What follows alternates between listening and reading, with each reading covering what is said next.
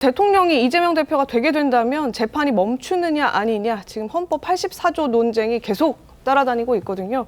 그런데 이에 대해서 헌법 주석서를 기술했던 교수가 반박을 했습니다.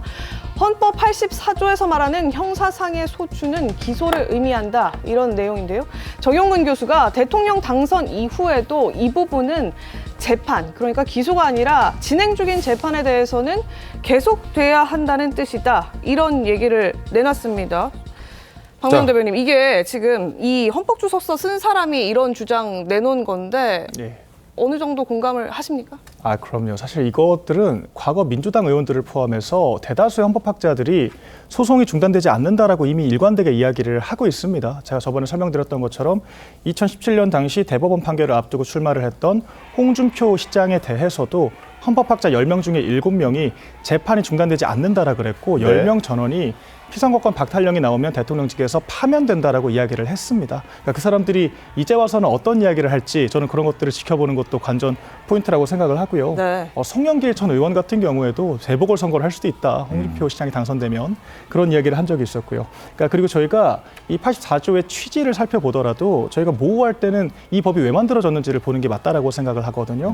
과거에 범죄를 저질렀던 의혹이 있는 사람들에게 면죄부를 주기 위해서 이런 조항을 만들진 않았을 겁니다. 그러니까 그런 사람이 대통령이 당선될 수 있다는 생각조차 하지 않았겠죠. 그렇다라 그러면 이 불소추 특권이라는 것은 정말 내란 외환 같은 심각한 범죄를 제외하고서는 대통령의 직무상의 소위 무더기 어떤 수사나 기소를 통해서 대통령의 직무를 방해할 수 있는 행위로부터 대통령을 보호하기 위해 만들어졌다라고 봐야 하는 것이고요. 이재명 대표가 마치 과거 내가 저지른 범죄가 대통령만 되면 다 무력화가 될 수 있다. 이런 생각을 가지고 대권에 도전하는 것 자체가 매우 부적절한 선례를 남길 수 있다라고 생각합니다. 알겠습니다. 그럼에도 불구하고 이재명 대표는 지금 본인의 주장, 그러니까 대통령이 되면 진행하던 재판도 멈춰야 된다라는 주장이 다수설이라고 주장하면서 그 목소리를 들고 나왔습니다. 그 목소리 한번 확인해 보겠습니다.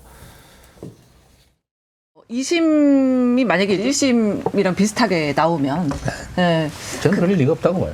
대통령이 된 상태에서 재판을 이게 정지돼야 된다, 그대로 가야 된다. 대표님은 뭐 이제 정지돼야 된다가 다수설이라고 말씀은 하셨는데. 그러면 내가 하나 물어볼게요.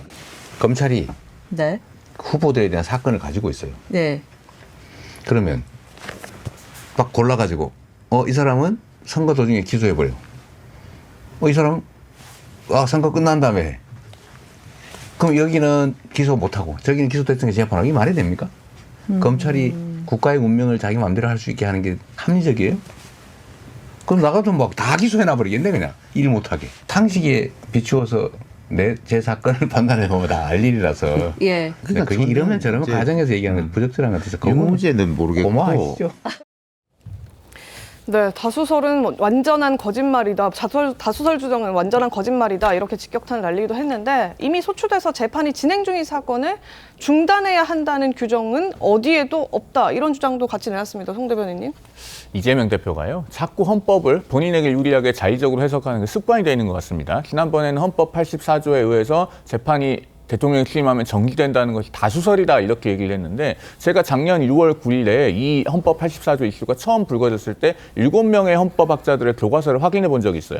그 7명의 헌법학자들 중에서 이미 대통령이 되기 전에 형사 피고인으로서 재판을 받고 있었던 경우 취임하면은 형사재판이 중단되는가를 정면으로 서술한 헌법학자가 한 명도 없었습니다. 교과서에 안 써 있는데 그걸 어떻게 다수설인지 집계를 합니까? 그러니까 사실 어떻게 보면은 실제와 다른 주장을 하는 것이 참 습관화되신 분이다라는 생각이 들고 이재명 대표의 지금 허위사실 공표 혐의는 2021년 12월 22일부터 그 고 김문기 처장의 사망 다음 날부터 8일 동안 4개 방송사를 돌아다니면서 한 발언들이 지금 허위사실 공표로 기소가 되어 있습니다. 그런데 최근에 그 4개 방송 중에 한 프로그램에 또다시 출연을 하셨더라고요. 우리 시청자들께서 보시면서 참 어떤 생각을 했을지 만감이 교차했습니다.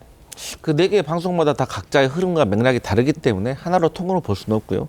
지금 국민의힘에서는 과거 이제 그 홍준표 그 후보에 대해서 그 사례를 말씀을 하시는데 그때 자유한국당에서는 그러면 홍준표 대표에 대해서 어떻게 엄호를 하는 논평을 내셨는지 잘 찾아보시면 될 것 같고 이재명 대표 맞습니다. 여러 가지 혐의가 있고 재판을 받고 있습니다. 그럼에도 불구하고 저는 그것을 국민들이 알고 그를 선택했다면 또 국민의 선택권도 존중받아야 된다. 그런 말씀 드리겠습니다.